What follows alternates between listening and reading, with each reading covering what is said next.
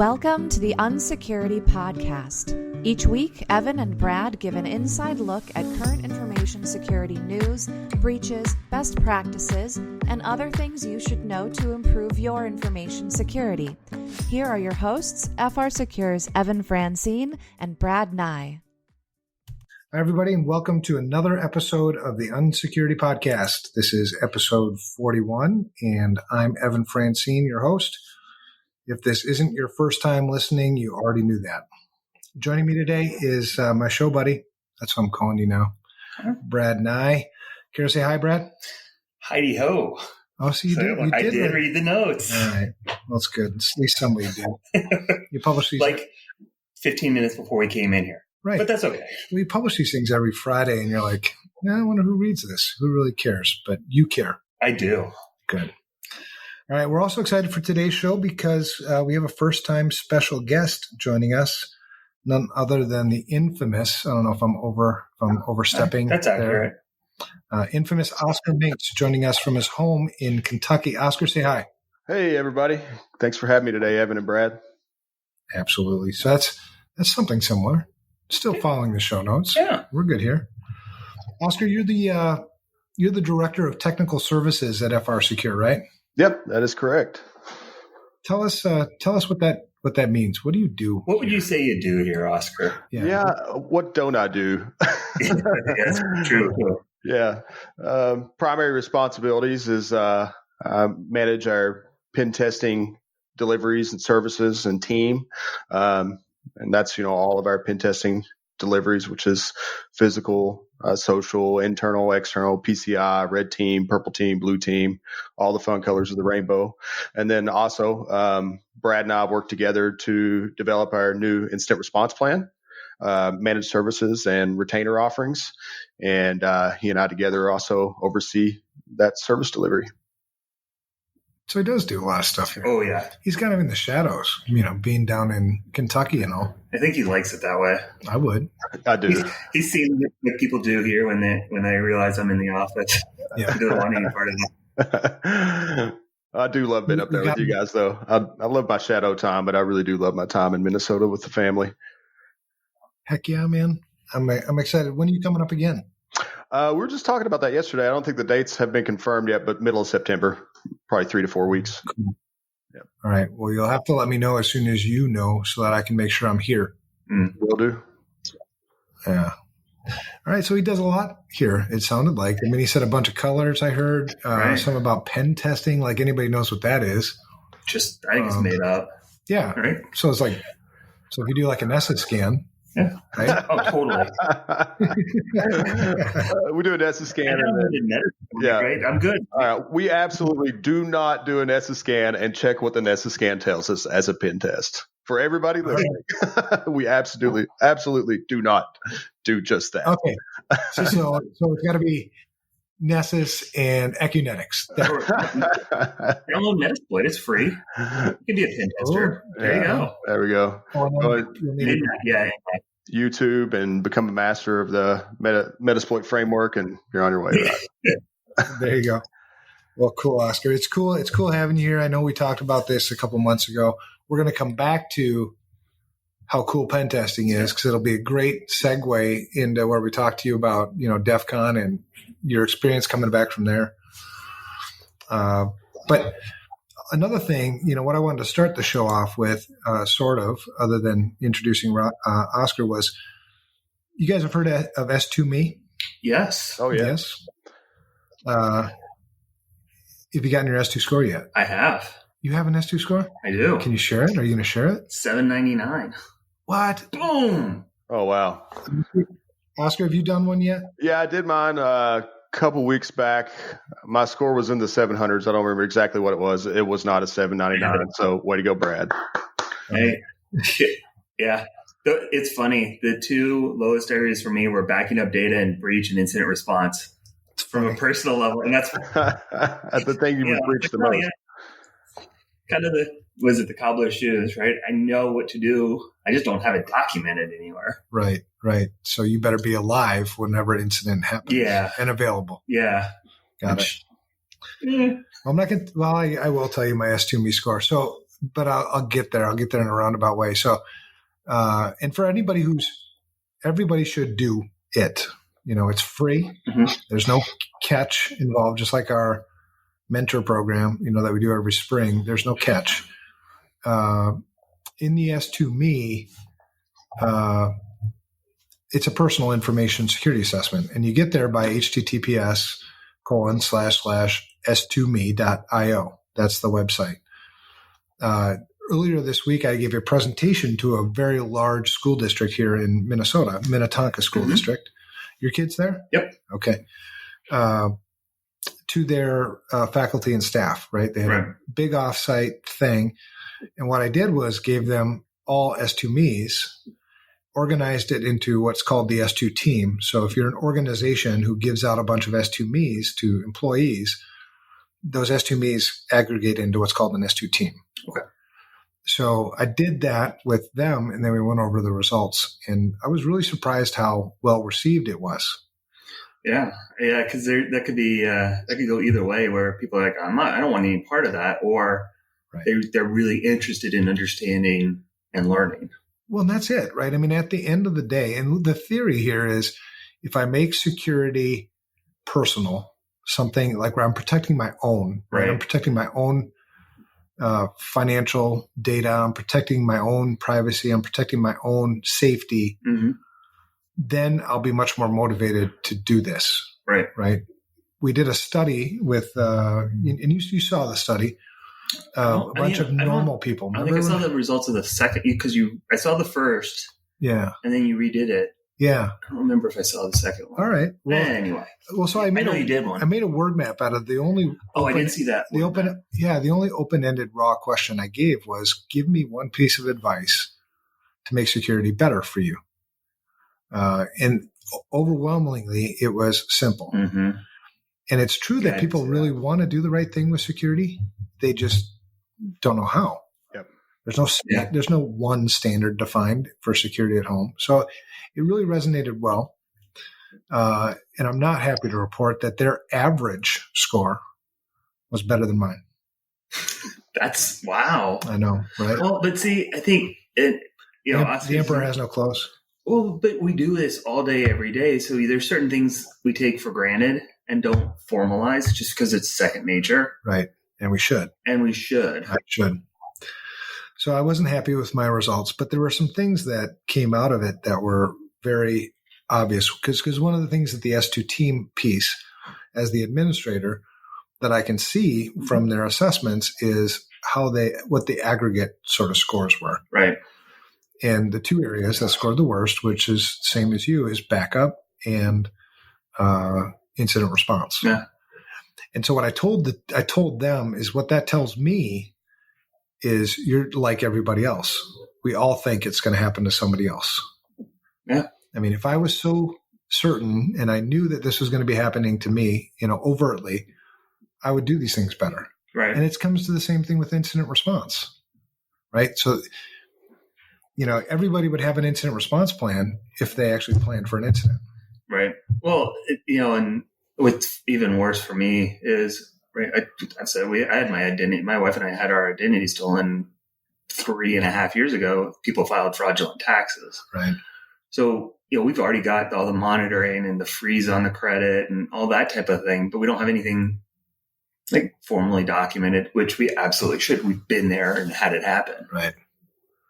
Oscar, what about you? What was your lowest scoring piece of the S2Me? Backups was my lowest. I can't remember what the second one is. I should pull up my report while we're talking here and see. But, and that's one of the things I've talked to you about, right? Is with like my tater hole idea. I know how important it is. We work in it so much. It's one of those things where you can't see the forest for the trees sometimes. You become so consumed with something with work. And then when I'm in my personal life, maybe I don't spend as much time as I should on those things that we're preaching to everyone all the time. And so it was a good refresher for me to say, oh yeah, I got to start thinking about myself too.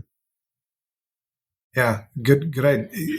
Well, that's good insight. And I think I'm excited to, when you're ready, to talk about your tater hole idea, because I think it's a super cool idea. Plus the fact that some dude from Kentucky calls it tater hole. Right. Perfect, man. Yeah, I'm still brainstorming and putting it on paper, but I think in the next, few months, I'll be ready to talk about it. Maybe we could talk about it here then. That's cool. Yeah. So there's a pen tester, a guy who leads a bunch of pen testers in Kentucky, making a tater hole thing. Yeah. That's awesome. Just scare people. That's our Oscar right there. Man, I love it. All right. So for anybody who's listening or listeners, go out and do an S2Me. Have your parents do an S2Me. Have your wives and husbands do S2Mes. Like I said, it's completely free. And one of the things it does, at least in my house, is now me and my wife, and I'm a security guy. I've been in the security industry for 27 years. But now our conversation is different at home about security. Because when she went through the S2Me, she's like, what is, I didn't realize that this was something I should, you know what I mean? That's the whole point of it. Exactly. Exactly. So go out there, get your S2Me. And if you feel like sharing your S2Me score with us, you don't share us the details. We don't want to know the details. We don't want your private stuff. But if you feel like you want to share your score, email the show. UNSECURITY at protonmail.com, and we'll talk about that. So day before yesterday, I actually met with the Lexington Fayette Department of Financial Crimes. Lexington Fayette's the urban city government here. And it was cool. We were talking to them about some of the stuff they're seeing come in and how we could help them with their customers that are having incidents and so on. But the conversation ended on, well, what would you recommend for us personally? What should we do? And I said, I got a link, S2Me, do the S2Me. So we sent it to the entire Lexington Department of Financial Crimes force. Yeah. And they got the link, and hopefully they're working through it now. Hopefully they're going to take that advice and secure themselves. Yeah. And another thing too, I mean, this is a relatively new product for us. Mm-hmm. We'd love to hear your input and your feedback, right? Because I'm a security guy and I had input into how it was developed, but I don't know if. Does it resonate with non-security people? Yeah. So eventually this S2Me will become a community tool where we'll take input regularly from the community on what they'd like to see different, what they'd like to see changed. And then another thing sort of emerged when I was in with Minnetonka School District. I was explaining to them that this is an adult tool. Oh, yeah. And it's totally free. And I said, but what I want to go next is I want to do an S2 teen for teens. Mm-hmm. Because from parents I've talked to, they have no idea truly what their kids are doing with electronics, with their phones, with their iPads, with their laptops. And we need to somehow break down that barrier, right? Because there's a generational problem. Right. My generation, I'm 48 years old, right? I know I look like I'm 28. I'm stunned. That's because I'm beautiful. But, 48 years old, I was one of the last generations that grew up without a cell phone. I can remember dropping a dime in a payphone when I wanted to contact somebody. I'm not that much younger than you because I remember it was, I was nobody had cell phones in high school. Right. It was, you had to quarter that you would go and. And so now we're raising kids because now we're all parents, right? Mm-hmm. We're raising kids who are using devices that we never grew up with. I can't relate to what it feels like to use Instagram. Right. I never used Instagram when I was a teenager. Right. I might use it now as I'm an adult, but it's still not the same perspective.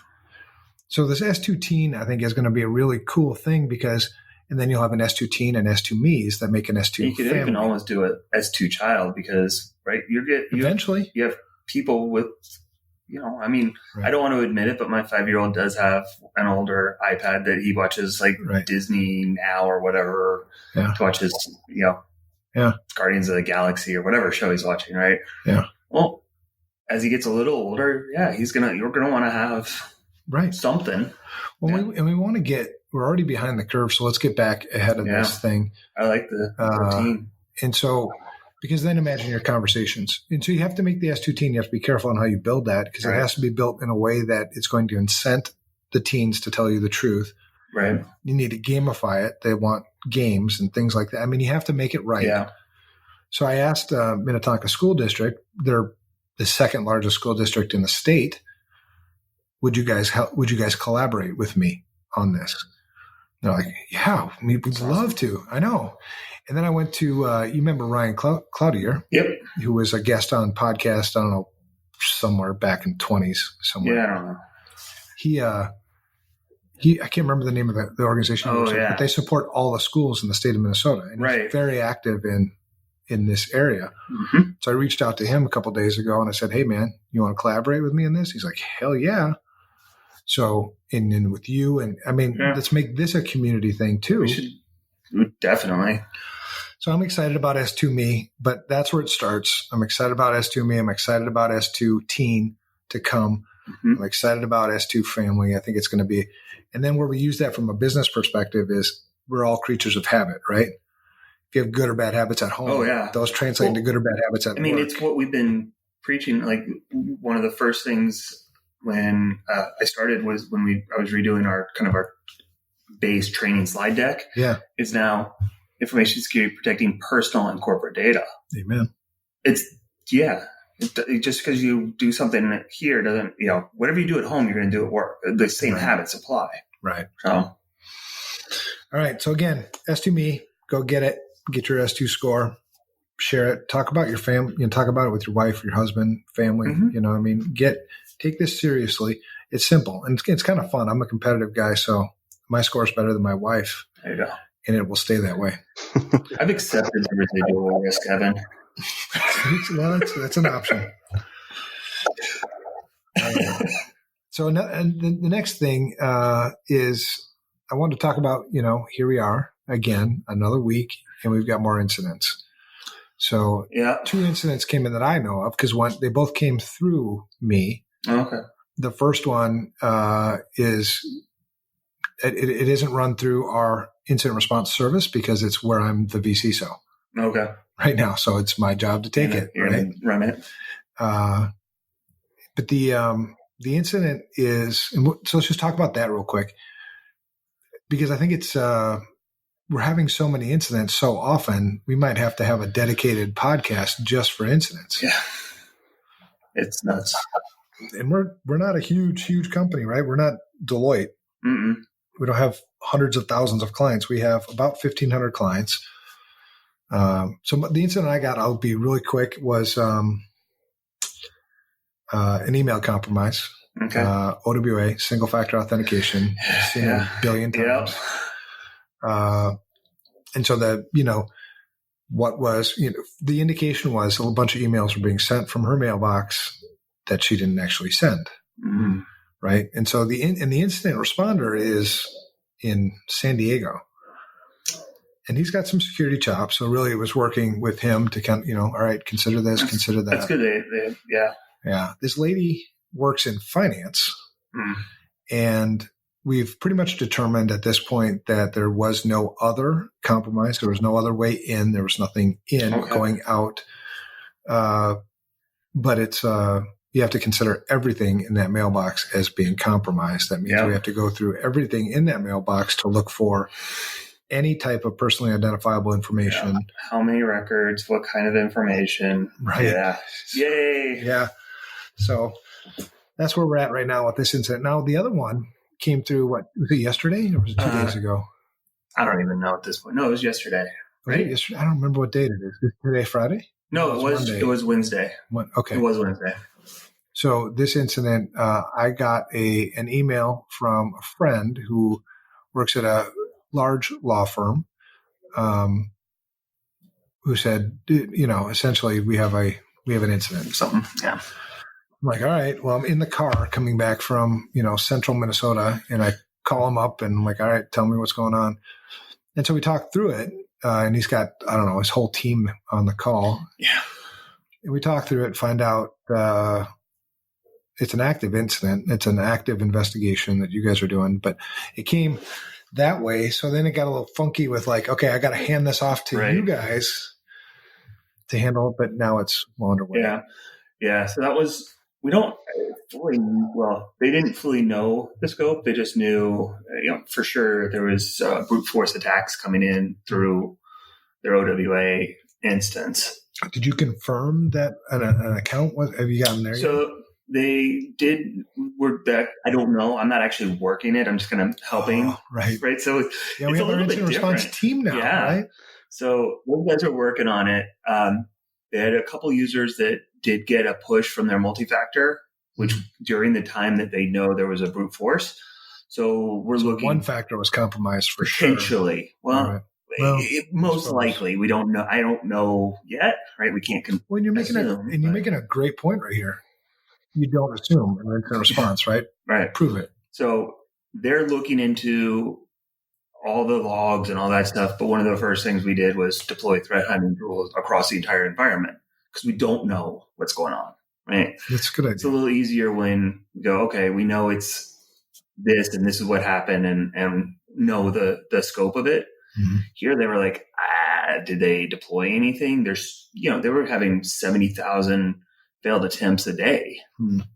Oscar, your team is working on it, right? Is it members of your team that are actually doing the full investigation? We got our new guy, Tom, on that one, and he's working with a couple of our other analysts who are transitioning from other roles right now. And so Brad and I are letting those guys run with it, and so far so good. I think we're going to check in with them after the podcast here, see how they're doing. But so far so good. Yeah, I've been keeping on them, fairly close tabs on them, just because.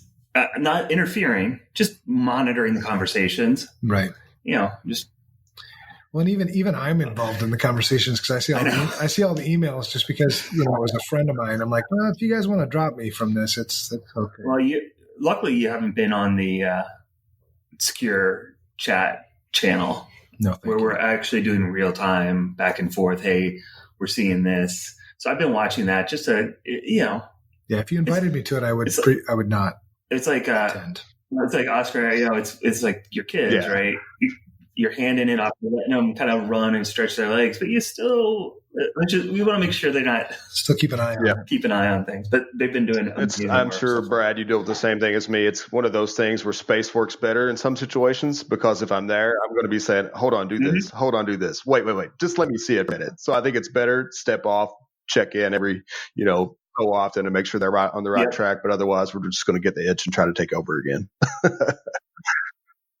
Yeah, no, I haven't been saying a whole lot other than answering questions or, there was a couple times where they're like, well, so here's what we've done and I'm not sure what to look at next or what would be the next step. And well, here's where I would go from there. Right. So give them some guidance around it. But yeah, I haven't been, it's been pretty well hands off. I've just been, kind of facilitating and helping out wherever they need help. Well, and from my perspective, not actively investigating incidents anymore, but been in hundreds and hundreds of incidents over the years. I love the way you guys are handling it. This is the first one I've seen in the new sort of program and approach. Yeah. Because there's a few things that you see over and over again that fail in incident responses. One of those is making assumptions, which you just talked about. There are certain times you have to make assumptions if there just isn't evidence there anymore. And I really love that. And then I really like the fact that on how you guys control the communications during the incident. Because that's also a very common failure. There's two types of communication that happen in an incident. You've got internal communications and you've got external communications. Yep. And so the way you guys are handling the internal communications, kind of keeping that live, not making assumptions, not, somebody's not off somewhere clicking stuff, investigating something that isn't even relevant. I mean, just kudos to you guys for the way you're doing it.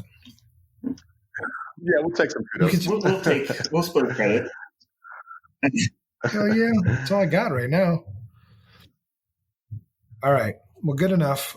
So a couple more incidents. It looks like one is an attempted, at this point, not a confirmed, but an attempted brute force attack on one, and the other one was another, single factor authentication on OWA. Which, if you have single factor authentication on OWA, just expect to get hacked. Yeah, Office 365.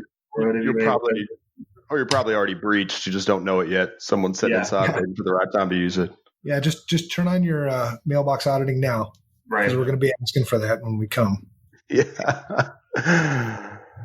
All right. So the other thing, 2 weeks ago, we had Ben, in air quotes. Ben was Ben's been very busy. Ben was out at DEFCON, but he was also on our show a couple of weeks ago, and he was also on TV earlier this week with his face blurred, which is pretty cool. A real celebrity for being that anonymous. Right. So he was out there at DEFCON. Now, all the guys that were out at we had 10 people overall at DEFCON, 8 on from your team, Oscar, right? Yep. 8 on Team Ambush. Excellent. And then we had our president, FRSecure's president, John Harmon, was there. And then our VP of operations, Renee Rudder, was also there. So anyway, I just wanted to talk about DEFCON. I think there's a good portion of the audience that's never seen DEFCON, never been at DEFCON before. There's others who, that are there every single year. So let's just talk about DEFCON. Oscar, you were there. Brad and I had to miss it this year. Yeah. Yeah, it was pretty awesome. This year there were over 30,000 attendees. I don't know if you guys knew that. They printed 30,000 attendees. When I went in 2010, I was just looking back, and me and my buddy were talking about it. It was like, it felt pretty big then. We looked up the numbers. There were like 9,000 people in 2010. And so, there were 30,000 people this year. They had only created 26,000 badges. They had really neat badges this year. They were like, it was a hand-cut, hand-polished piece of quartz. And there was a circuit board on the back of the quartz with some LEDs built in, some proximity sensors. It had Wi-Fi built in as well. And so the idea, they called these badges the human badge. And so the idea was there were challenges that were integrated into your badge where if you could link with other humans, so we would walk to each other and you could put your badges together and it would, give you a series of beeps to know that they'd been connected. And so the idea was to try to, figure out what the challenges are and solve these challenges. Won't dig into the details of that, but it was a pretty cool experience. It was a way to, kind of humanize DEFCON. And the idea, the theme of this year's conference was this the idea of a harmonious interaction between humans and technology. And so the badge was developed with that in mind, right? Using our technologies to become more human with each other. And so I thought that was pretty neat, to have an excuse for people who may not know each other to go up to each other and say, hey, you mind if we scan badges? And then who knows what that leads to? Friendships, conversations. Maybe they're solving the problems of, the future after that. And all thanks to these badges. But they had only printed 26,000 of those. So there was 4,000 people that didn't even get a badge. It was pretty crazy. Wow. Yeah. Wow. So, I didn't even hear about that. I mean, I think I had heard something about it, but I didn't hear it explained that way. Yeah, they always have cool badges, but I really like that. It's a great idea. And they also had a big thing around hacking for health or something. The fake hospital. Yeah, they had a lot of villages set up, and we didn't get to go to a lot of them because we were pretty busy. But they had the biohacking village, the hospital, fake hospital. They had the fake voting booths, which I'm sure you guys have heard about. And I think that there was a young kid that was able to own all the voting machines. Same thing happened last year too. So 12-year-old. Yeah, 12-year-old. Yeah. So there's a lot of neat villages going on. There was some cool stuff too, where they try to build an indestructible computer. And literally, if you win the competition the last year, you get to walk around with a sledgehammer and try to break other people's, computers they've made. There's just cool challenges too for social engineering attacks, physical attacks, crypto. There were some fitness challenges. I even seen one attack. It was our one challenge where they were trying to hack a cooling mug, and whoever could make a cooling mug that could lower the temperature of water or liquid in the shortest amount of time and reach the lowest temperature, could win this flag. So it's really the idea that what I enjoy about DEFCON the most is, I think a lot of people, when they think of hacker, they think of somebody in a black hoodie in a basement trying to do bad things, crack things with reckless abandon without reason. When you're here at this conference, you get exposed that, hacking is not just limited to cyber and technology. Hacking is really all aspects of our life. And it's really this idea of trying to make something do what it's not designed to do to begin with. And so that's a hack. And, and to me, that can be, everything from, computers, web applications, to a soda cup or a beer cup, all the way to just how the human mind works and how we're able to interact with each other. And so it's a pretty cool experience to get be surrounded by 30,000 or so like-minded people. It feels pretty good. That's cool. Heck yeah, it is. Yeah. One, it's cool to see that there's such an emphasis. It just seems like in the last, 12 to 18 months, such of a bigger emphasis on putting the meaning to hacker back in the meaning of hacker. Yeah, it got almost like marketed or media homogenized to just this one thing. It's just that's always been what hackers are, right? Hackers have always been people that are curious and want to see how things actually work and look for ways to improve things and everything, right? And then it got this bad rap because I think people didn't understand it. Yeah. And so that's where you got the hoodies and all that other crap. But it seems like we're returning back to kind of, at least the culture, everything seems to be turning back to the pure. Yeah. I think so. I think it was originally like a buzzword the media tried, and they got a reaction, right? They seen people were afraid of the word because they didn't understand it. So they use that to their advantage to create this just negative connotation of a word that we see as something completely different.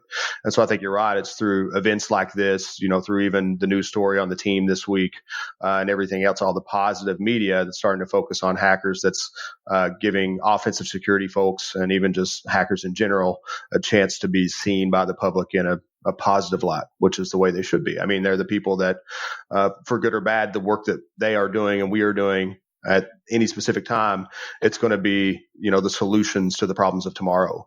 I'm kind of writing about this a little bit in a blog post right now, and, making like the comparison, that the network admin or the system admin at company X, Y, and Z, those tickets he's got this week to deploy those new patches to secure his system and prevent an exploit. Well, that's, the work of somebody who was possibly at DEFCON finding new exploits and trying to make the world a better place. Yeah, that's cool, man.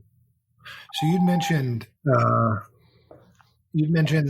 that you were too busy, you and the team, I think the whole team ambush were too busy to really see everything at DEFCON. And I think even if you weren't busy, you wouldn't see everything at DEFCON. Right. What was the team doing? Yeah, we were busy competing in a CTF competition, Capture the Flag, for those people that don't know. This particular competition is called the Warlock Games. And it's a 24/7 ongoing Capture the Flag event. It began Friday at noon, and it closed Sunday at noon. And we were actively solving challenges which were related to offensive security and hacking from Friday until Sunday. The event is this was its fourth time earning a Black Badge Hall of Fame, which, if no one knows what that is, we don't have to explain it, but you should look it up. It's pretty darn cool. And so we were busy competing in that event from pretty much Friday at noon until Sunday at noon. And for people who don't know, when does Black Hat start? When does it open? So DEFCON or Black Hat? I'm sorry, DEFCON. My bad. Yeah, so DEFCON opens Thursday. That's when we're all able to get our badges, get checked in, get our hotel. There are a few talks and a few social events on Thursday. And then Friday is really when it goes full steam. And that's when all the CTFs fire up and, all the villages are open and all the challenges are really rolling full steam. Cool. So do you know how many CTFs there are at DEFCON? I do not. There's a whole range of CTFs. There's some for, physical security. There's some social engineering CTFs. There's some crypto CTFs. But the one that we do is a more holistic CTF. So it approaches, all aspects of offensive security, really in the realm, in the space that we work in today, which is technology related. And so, there are forensics cases in there. There's typically web app stuff. There's cryptography, steganography, network sniffing, just kind of on and on. Then they add physical challenges too. So we do some physical lock pickings and things like that. And then they always do a couple of just erroneous challenges in the Warlock CTF. This year it was physical hacking, and which was, physical exercising. So we put Finley, who looked like our most fit guy, in charge of that challenge. But in the tops of CTFs we're doing, which is really a holistic technology approach, there's only a handful. Open CTFs, another. I can't name all of them, but maybe 3 or 4 that are more of a comprehensive style CTF.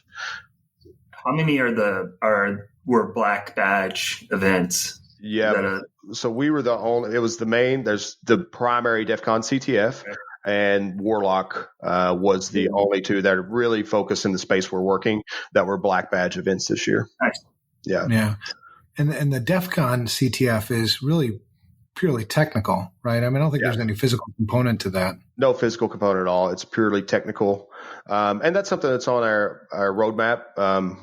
I've talked briefly with some of the guys after the challenge, and there were some things that went down at the Warlock this year, and we're disappointed. Yeah, we're going to get to that. Yeah. And long term, though, we want to compete in the other challenge as well. Ideally, I think in the next 2 years, I want us to have a couple of teams be able to compete in a few different CTFs out there. I think with the rate we're growing and our technical skills are growing, that no reason why we couldn't have 2 or 3 teams out there showing everybody what we got next year. That's cool. Well, and speaking of showing what you got, I mean, this is the second consecutive year that you guys placed in second place. Yeah, super excited. My first time with the team out there, so it was awesome. And there were over 300 teams in this, and so to finish second place, and they were from all over the world. The guys who finished right behind us in third place were from the Dominican Republic. We got to meet those guys. Really, some super cool guys. And so it just felt good too, and it also felt good. There was so many times throughout the competition we were just leading the competition. We were solving these challenges as soon as they would come up, staying ahead of the curve, and it felt awesome. And we all, we're all super proud of what we did. And it felt good too to operate as a team. I can honestly say that all 8 guys contributed. Everyone had something that made a difference in one point or another. And without the team, I don't think we could have been able to do it. It was one of the things that I heard, as feedback, I wasn't there, was how this year was the team operated, and you kind of alluded to it. We had 8 team members there, and this year, even more than last year, every team member played a role. Mm-hmm. You all participated, and I think that's just so freaking cool. And I love the picture of you guys all up on stage, man. All 8 of you standing up there, in your badges, your pretty T-shirts. Yep. Yeah, it was a nice feeling too, and we wanted to make sure this year that the whole team was recognized. And so when we found out we were going to be a black badge event and it was going to be in the main DEFCON ceremonies, we were all excited, and we decided, that everyone's going to get a chance to be on stage. Everyone's going to get recognized as part of this. And because we are a team, we work together. Awesome. And we all should be recognized because, it's a pretty big accomplishment, I think, to get where we are. Even though we're disappointed with landing second place, we're pretty proud of being there. Well, speaking of landing in second place, now there was some controversy in the Warlock games this year. This is where we get Oscar all fired up. Well, I know, and I want to be careful, because I want to protect the team and I want to protect what you're trying to build there. And thank God I wasn't on your team this year, because if I would have been on stage, it would have gotten ugly. Yeah. But, kudos to you guys for keeping your cool, too. There were some times a few of us almost lost our cool, I think, but we just took a step back, thought about long term, thought about big picture, and we think it's better to handle this the right way.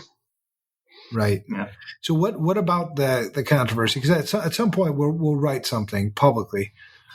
Because I think people need to know. And the reason why people need to know is everybody put so much freaking effort into this.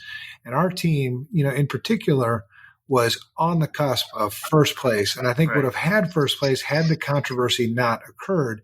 And I don't want to sound like sore loser, but there are certain things that are just obvious. It's not like a subjective call, right? Like in a football game where the ref didn't call. He missed a holding call or missed a pass interference. This is a legitimate black and white. Yeah, it is. And there's a few things, and I think to understand completely what happened and why we were so upset, it'd be best to start with what we found and what we did, and then talk about the second thing. So when we were working through the challenge, we identified a data leak in the platform. And this data leak would permit other participants who identified this to view the correct submissions of other competing teams. Didn't matter too much for us because we were already in first place. But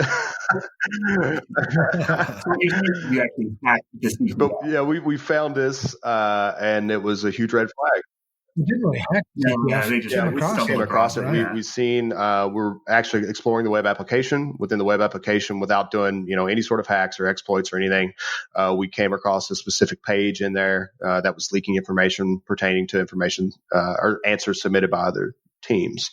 And so we immediately went to the organizers of the competition and showed them the data, showed them exactly what was going on. And, the main thing was we wanted this to be a fair competition. Win, lose, or draw, we always want things to be fair. And so we presented that to the organizers, and they did the right thing. They responded promptly by taking the data leak down and fixing the exposure. So that was good. It was a good thing. The bad thing is we were halfway through the game at that point, and there's no way that we could confirm if other team members had utilized that data leak to their own advantage. We did ask if they would investigate and try to see if they could identify signs of abuse. They said they would. We never heard anything further. So then moving on to the next thing that happened, which is really what we're salty about today, is salty. You're so politically correct. We woke up about between 3 and 4 in the morning on Sunday because there had been some new challenges posted, and we all get right to work, and we knocked these challenges out ahead of everyone else by a long shot. And so then we were just doing some point tallying because we knew we were going to go into the sprint to the finish. We knew there was going to be more challenges come up and so on. And there was a couple other teams that were in the running as well. And so we investigated their scores to try to just confirm everything's accurate in the system, right? Because it just didn't look right. And so in investigating, we identified that one of the teams had an extra 100 points. And it's an extra 100 points that's not accountable for by any challenge that's been released to every other competitor. And so immediately, for anyone who's not familiar, how do the points work? How do you earn them? How much are challenges worth? Maybe that'll help. Help them. Yeah, that's a really good question. So like in this challenge, the point value ranged from 1 to 200 points for each challenge. And so essentially, there'll be a challenge released. This challenge will have a set of data with it, and then there'll be questions associated with the data. And in order to find the answers to those questions, you'll have to either successfully exploit the data or successfully identify covert communications, things like that within the data. And they're called flags, right? So when you identify these flags, then you can answer the questions that relates to that data set. In this challenge, there was typically from 3 to 5 flags for each data set released. And so, back to the story, we identified that one of our teams we're competing against had 100 points that couldn't be accounted for from the challenge board. The challenge board's your master board that shows all the challenges and all the points and where you stand against the other teams and so on. And so we immediately took that information again to the organizers, and we said, look, there's a problem. We don't know what the problem is, but one of the teams has 100 points that's not available to anyone else. It was easy for us to identify they had an extra 100 points, because we had solved all the all the challenges at this point. And so we knew what the max score should be, and they had 100 over the max score. They had also solved all the challenges, although behind us. They were a good team. I'm not taking anything away from them. And so we raised it to the organizers, and then they do begin an investigation. So good on them for looking into that. Their investigation concludes, and they confirmed it with the other team, that the other team had accessed the challenge board via backdoor by utilizing API calls. And by utilizing the API calls, they were able to extract a challenge that was not visible to any other competing team. The reason the challenge was not visible is because the organizers had mistakenly named the challenge the same name as another challenge. And so the web application couldn't present that data. It was a duplicate and it was causing errors. So the challenge was supposed to have been released to all of us, but it wasn't. And because the other team had identified a backdoor that would allow them to pull the challenges down in a raw format, they could see the challenge. Now, ethically, if we had discovered this, I can say the first thing we would have done is notify the organizers, hey, there's a problem with the game. We want this to be fair.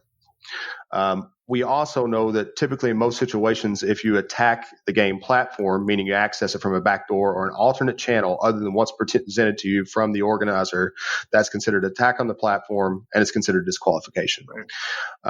That wasn't the case here. And that's okay. Like, I'm not even saying that should have happened. I don't know. It's the organizer's choice. But after we brought it to their attention, they did confirm what had happened. And they acknowledged the other team had the data, had the challenge before us and was able to answer that. So they decided to try to make things right. Now, this is with 1 hour left to go in the challenge. All right. We've got less than an hour left. What they decided to do to make it fair is republish that challenge so everyone can see it, along with 3 other accompanying questions. Okay. So what happened is the team who already had the data, they already had the 100 points. So that we're in the sprint to the finish here. They released a challenge that one team already has. And that data just becomes available to my team. By the time we download the data set, literally we're still downloading the data. The other team is already putting in their answers. So what happened is the other team had an unfair advantage because they were able to access the data set, analyze the data set, and solve the first challenge hours before my team or any other competitor was even allowed to see the data, even allowed to start analyzing the data and so on. And time is so critical in these challenges that if you have a 4-hour advantage over another team for the last data set of the challenge, I view that personally as an extremely unfair advantage and an unethical decision by the organizers of the event. Yeah, absolutely. Well, and there's a couple of things at issue.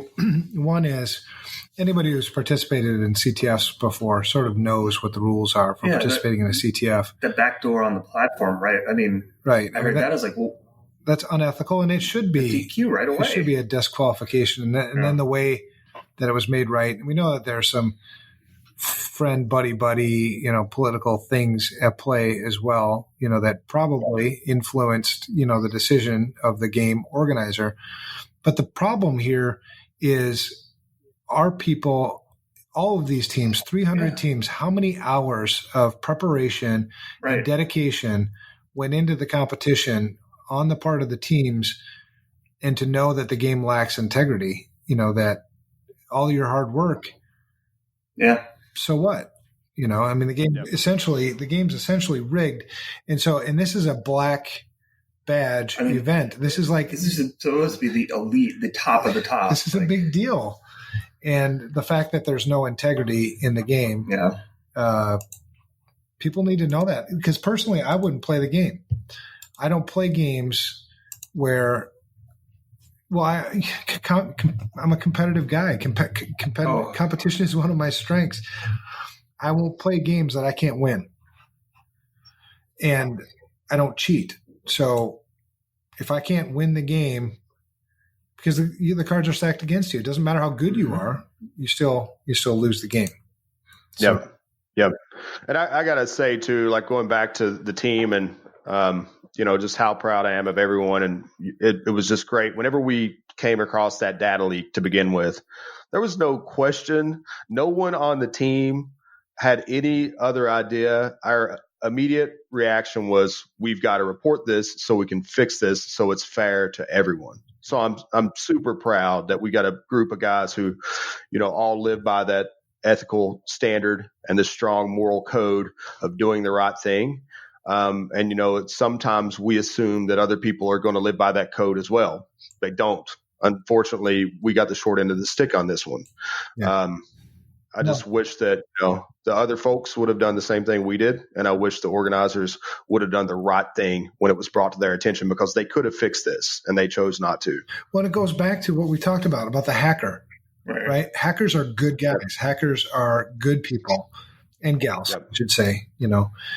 Hackers are the good people. And when you don't play by the rules, when you don't play by some set of standards and a code, you're not a good guy anymore. You go back to that. Yeah. Yep. That's why I've always hated the term gray hat. Gray hat is BS. It's black and white. Either you're good or you're not. Yeah. I agree. There's certain, if you compromise your integrity, you compromise your integrity. It's not that you don't give people a second chance. No. That's another thing. But I'm sorry, man. Did you do it right or not? Yeah. Yep. So anyway, I agree with you, and, for listeners, they know that, Oscar, at the end of the day, I'm the CEO of FRSecure, and I cannot possibly tell you how proud I am of this team. Yeah. Amen. Because basically what they did is they gave up glory for the sake of their integrity. Right? Yeah. Like that is such it speaks so much to your team, and hopefully customers know that too, right? I mean, this is how we operate, and this is proof that this is how we operate, man. Yep. Love it. Yeah. Well, thanks for that, guys. I really appreciate it. And the whole team does too, just so you guys know. I've been sharing the praises, and, Evan, that email you sent out yesterday, I know our listeners will never hear it, but it was beautiful, man. Yeah. Brought a tear of joy to my eye. Almost, sent out a meme of James Vanderbeek saying, "I'm not crying, you're crying," but I didn't want to take away from the message. It came from the heart, man. It was an easy email to write. Yeah, it was really well done. We were joking. I think Evan and I are for sure next year. I want to go, and even if all I'll do, and when I told you, Evan, Evan's like, "Oh, I'll go too. I'm just going to go get pizza for people and not get I'll do the pizza. You do the beer." Yeah, there you go. Nice. So, there we go. Hey, so, next year, who knows? Maybe we'll be hosting our own CTF there next year. Something I've been talking around with the guys, and I think we are going to start reaching out to the planning committee at DEFCON to see what we need to do to submit for that. And, we've got a pretty good CTF rolling right now, and we've got a lot of good minds that could make some good challenges. And I know if we put on an event, it's going to be fair, and we're going to keep the integrity of the event. Amen, man. Yep. Awesome. Well, and I know Matt, talk to me about it, and I'm 100% behind it. So. Yeah. Cool. Very cool. All right. So let's get to some news. That's our DEFCON. And for people who read the show notes, that was the controversy part of the DEFCON. And I know you sent an email. I'll be really interested to hear what you hear back, if anything, Oscar, because I think we should share that with the listeners too. Yeah. If you guys want, we can do an update whenever, when and if I hear back from them. I've got to hear back from them because they still owe us our awards. And so I don't think they can ignore me. We'll see. They could be pissed off at me now. We'll just have to wait and see. Well, they were before. They will be now. Such is life. Yeah. Hopefully, good roots out evil. You gotta. Like I said, I'd rather come in second with integrity, doing it the right way, than knowing that I, had an unfair advantage or cheated to get the win. Yeah, 100%. It's not the right thing to do. Well, that's what I was telling. Who was I talking to? Because there's this bigger game that we're all playing, right? It's the game of life, right? It's bigger than any other game, and the win, depending on what your end game is. My end game, being a Christian guy, my end game is to stand in front of Jesus and have him say, "Well done." Other people might have a different end game, right? I'm not going to knock on that. We're not going to get into a religious discussion. But that's the game I play. So that makes me that makes you have integrity, right? So it puts it in perspective too. I mean, how big a deal is a DEFCON capture the flag in the game of life? It's not the end. Not worth selling out your integrity for. Yeah. So gotta play the couldn't agree more. Make sure you're playing the right game. All right, so lightning cable. So we're going to get into some news now, and then we'll close this sucker up. We'll have to go through pretty fast. The first set of news I have is news broke this week, and I think it was released at DEFCON, if I'm not mistaken. That was crazy. Lightning cables. They can be hacked now to access Apple devices. All right. So where do you get your lightning cables now? Wasn't it that they were basically putting like a small Wi-Fi into the? Yeah, they can we're inserting code into the cable. Into the cable. So as soon as you plug that cable in, right, it's powered up by the USB, and there you go. Insane. Backdoor, everything. And now he's taking those cables and selling them. Yeah. But, I think this is a redo, right, of an old hack. I've seen this before on the older Apple cables and some of the even Apple wall chargers. You guys remember seeing that? Yeah. Where some of the I guess Chinese aftermarket ones where they had Wi-Fi installed in the box. No one even knew it. It was trucking your dad off. Buy from a reputable seller, not the cheapest price. Well, I mean, it's stuff like this. I mean, if you truly want to do it right, you will go to Apple in the Apple store where you assume there's some security in their manufacturing and delivery process to get to the store. Never last. Well, they're expensive as hell. Right. I mean, I got to pay $40 for a damn cable. Right. I can go to my wife and I were at this hardware store. I found a 9-foot cable.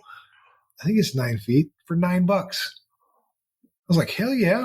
9. I mean, that's. I always do like the Anchor or what's the other well-known kind of aftermarket one? It starts with an A as well. But my question is, why are you guys using lightning cables? Yeah, whatever, man. I have an Android phone, but I do have an iPad. Well, for me, I'm stuck in the ecosystem. That's the toughest thing, man. It totally is. I just don't, Yeah, I tried an Android for a little while, but I was so stuck into the Apple ecosystem. It just pissed me off. I've got all kinds of fun stuff on the Android you can't put on an Apple. I know. Yeah. I went through the painful process of ejecting from that Apple ecosystem about 5 years ago, and I swore I'm never going back. Even if I'm working for somebody and they give me a free iPhone again, I'm going to say, nope, keep it. Don't want it. I use my iPad. It's like it's an entertainment. Yeah. Right. So reading articles in the evening, games, Netflix, those types of things. It doesn't have any productivity. So anyway, there you go. Well, the same thing. I mean, it's not just Apple cables. I think cable. It makes big news because first time Lightning cables had this happen. Oh, yeah. Right. But the same thing can happen with any cable that gets, USB and allow data transfer. So 100%. I just wanted to throw in a shot that you guys were still using Lightning cables. So sorry about that. Well, man, seriously. All the phones in my house are Android phones. All right. 4 Android phones. So you guys are all just giving out more information than you need to. This I'm not telling you what kind they are. I'm actually using an old Nokia candy bar, so nobody knows anything about me. There you go. Still using the Motorola Razr, the flip phone. Still using the flip. Yep. All right. Next news is this comes from Vice. I find a lot of pretty good advice. I got some good stuff. I saw this somewhere else, but yeah, this is. The title is Teen Security Researcher Suspended for Exposing Vulnerabilities in His School's Software. Let's define researcher. Just kidding. 5,000 schools. Bill, I'm surprised that they published his name. He must have. Must be over 18 now or something. 11th? Yeah, maybe. Wow. Bill Demercapy, an 11th grader in Lexington, Massachusetts. Not Kentucky, not down by you, man. Found a vulnerability in Aspen, the software his school uses to deliver student grades. Should this be surprising to anybody? Right. But this is what teens do. Well, and what's frustrating for me, so first, I'm sure if he's that smart to find that stuff and everything, it is a bit of a savvy move to get your name out there that you found it, right, and get it approved, start making a brand. But he tried notifying the company. Tried to go the multiple times. They never responded. The responsible disclosure route. Yeah. Did you see when he exploited it, he still sent a message to the company saying, hey, this is vulnerable. You should fix it. Yeah. Yeah. And his exploit was it's not super sophisticated. Yeah. I mean, he didn't do anything malicious with it. He was basically used the exploit to say, hey, I told you this was here. Here it is. Fix it. Wow. It doesn't give, he tried to do the right thing, right? As a teenager, it doesn't reinforce that behavior when you punish them for it. Right. Yeah. And so do you think this goes back to what we were talking about earlier in the show with the idea of a hacker and people's misconceptions, and especially thinking about in school districts and how they actually understand information security as a whole? That's a good point. Very good point. I think they were probably afraid of him. That's why they told him to go home. Yeah. I like the best part. We should hire him. Yeah. Well, he's going to be at Rochester Institute of Technology. He's got some free time right now. Maybe we could get him on the phone. Yeah. Exactly. I thought it was funny that they had the Doug Levin consultancy firm. He said the vulnerability disclosure process in education, InfoSec is, quote, quite varied, but generally speaking, not great.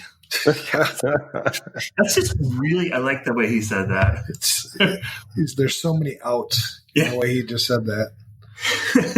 All right. Well, the last news, because we got to kind of hurry up a little bit. Apple open up a bug bounty every year. It's something at Black Hat, not DEFCON, but at Black Hat, where they'll make some kind of an announcement. And this year it was, they're going to pay up to $1 million for hackers who can gain complete control over an iPhone. So this is their new bug bounty program. Pretty good. Pretty good bounty.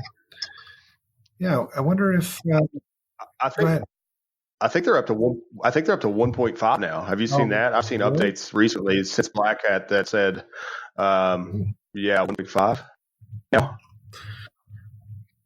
Jeez. What are the chances, though? Yeah. They're playing the odds, you know what I mean? Well, but how many years would I need to devote to breaking the iPhone? Yep. But not only that, but the cost to them if the iPhone is rooted or hacked is going to be far more than $1 million. Plus, they've got enough cash to basically buy, like 80% of the countries in the world. Right. So they could buy $1 million is nothing. They could buy China. Well, and that's the thing. I mean, there's so much value in bug bounty programs, right? I mean, Apple gives up $1 million or $1.5 million for something that would cost them many, many millions of dollars in the marketplace. So it's $1 million for the iPhone and a 50% bonus if the bug is found in a previous. While it's in beta. No. If it's where'd it go? I just had it. If the bound, it's found in pre-release. Yeah, I think they're offering some beta testing as part of it too now. Yeah, there you go. Well, like hacking, like the Tesla. Yeah. Right? I mean, you give up a $50,000, $60,000, $80,000 car for somebody to tell you a vulnerability? Yeah, right? Hell yeah. It's worth every bit of it. Plus, you get the marketing bit, right? I mean, you're marketing how secure this thing is. It sat at DEFCON for 4 days. Nobody got it. It's going to be pretty good. Yeah, it's cheaper than. Yeah, there were 30,000 hackers there. Not that all of them tried it, but they won't say that. Yeah, decent number did. Yeah. So anyway, good stuff. Get a bug bounty program if you have a use for it. That's it. We're going to close this thing up. That's how it is. Thank you, Oscar, for joining us. Love you, man. Yeah, thanks for having me. Love you guys as well. Can't wait to get back up and see you again in a few weeks. Awesome. To have you in person the next time we do this. Right. Yeah. Exactly. And thank you, Brad, as always. Great partner. Love working with you. Special thank you to our listeners, and especially those of you who give us input and feedback. We really appreciate it. You can reach us on the show by email at unsecurity@protonmail.com. If you'd like to be a guest on the show, if you think you can be even half as cool as Oscar, let us know. We'll ask you to come on the show, or send us somebody else's information if you think there's somebody we should get. As always, you can find me and or Brad on Twitter. You can find me at Evan Francine. That's just my name without a space in the middle. Yep. And Brad is at Brad Nye, just his name without a space in the middle. We ain't trying to hide from nobody. Oh. Oscar, do you twit? I don't twit. All right, no twit for Oscar. No so twit. You can't reach him. You have to reach him through us. That's it. So thank you all. Have a great week. Thank you for listening to this episode of the UNSECURITY podcast. We value our listeners and would love to hear from you. Give us your feedback by emailing us at unsecurity@protonmail.com. That's UNSECURITY